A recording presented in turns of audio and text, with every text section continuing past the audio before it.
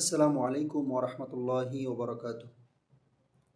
সম্মানিত ভিউয়ার্স, আশা করি আপনারা সবাই ভালো আছেন। আলহামদুলিল্লাহ, আল্লাহর অশেষ মেহেরবানিতে আমি অনেক ভালো আছি। তো ভিউয়ার্স, আজকে নতুন আরেকটি ভিডিও নিয়ে আপনাদের মধ্যে হাজির হলাম। আজকে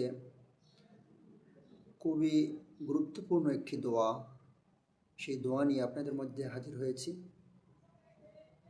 অবশ্যই আপনারা ভিডিওর থাম্বনেল থেকে ক্লিক করেছেন। তো আপনাদের কাছে একটাই রিকোয়েস্ট, যারা এখনও আমার চ্যানেলটি সাবস্ক্রাইব করেননি, দয়া করে আমার চ্যানেলটি সাবস্ক্রাইব করে দেবেন। আজকে আপনাদেরকে শিখিয়ে দেব, জানিয়ে দেব যে কঠিন রোগ ব্যাধি থেকে কীভাবে আল্লাহ পাক রব্বুল আলামিনের কাছে পানাহ চাইবেন। কঠিন বেমার থেকে, কঠিন রোগ থেকে আল্লাহ পাক রব্বুল আলামিনের কাছে পানাহ চাইবেন, সেই দোয়াটি আজকে আপনাদেরকে শিখিয়ে দেবো ইনশাআল্লাহ। তো না টেনে সম্পূর্ণ ভিডিওটি দেখবেন। চলুন দেরি না করে আমরা দোয়াটি জেনে নিই। সেই দোয়াটি হলো, আল্লাহুম্মা ইন্নী আউযু বিকা মিনাল বারসি ওয়াল জুনুনি ওয়াল জুযামি ওয়া মিন সাইয়্যিল আসকাম। দোয়াটি আমি আবারও পাঠ করছি।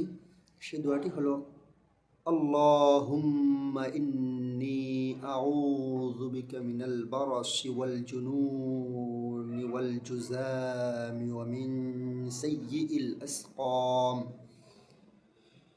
এই দোয়াটির অর্থ হলো, হে আল্লাহ, অবশ্যই আমি তোমার নিকট দবল, উন্মাদনা, কুষ্ঠরোগ এবং সকল প্রকার কঠিন ব্যাধি থেকে আশ্রয় প্রার্থনা করছি। অর্থাৎ, হে আল্লাহ, আমি আপনার নিকট দবল, উন্মাদনা, কুষ্ঠরোগ এবং সকল প্রকার কঠিন রোগ ব্যাধি থেকে আপনার কাছে আমি আশ্রয় চাচ্ছি।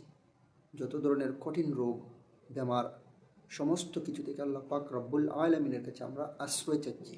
এই দোয়াটির অর্থ হচ্ছে এমনই। এই দোয়াটি হাদিস শরীফের মধ্যে এসেছে। আবু দাউদের হাদিস নম্বর 1554 নম্বর হাদিস, নাসাই 5493 নম্বর হাদিস, আহমদ শরীফে 12592 নম্বর হাদিস। অর্থাৎ হাদিসের মধ্যে এসেছে স্পষ্ট। ইনশাল্লাহ আমরা এই দোয়াটি আমল করার চেষ্টা করব। এই দোয়ার মাধ্যমে আল্লাহ পাক রব্বুল আলামিন আমাদেরকে কঠিন রোগ ব্যাধি থেকে হেফাজতে রাখবেন, রক্ষা করবেন এবং বাঁচিয়ে রাখবেন। ইনশাআল্লাহ আমল করার চেষ্টা করব। তো ভিউয়ার্স, দেখা হবে পরবর্তী কোনো ভিডিওতে। সেই পর্যন্ত ভালো থাকুন, সুস্থ থাকুন। আসসালামু আলাইকুম ওয়া রাহমাতুল্লাহি ওয়া বারাকাতুহু।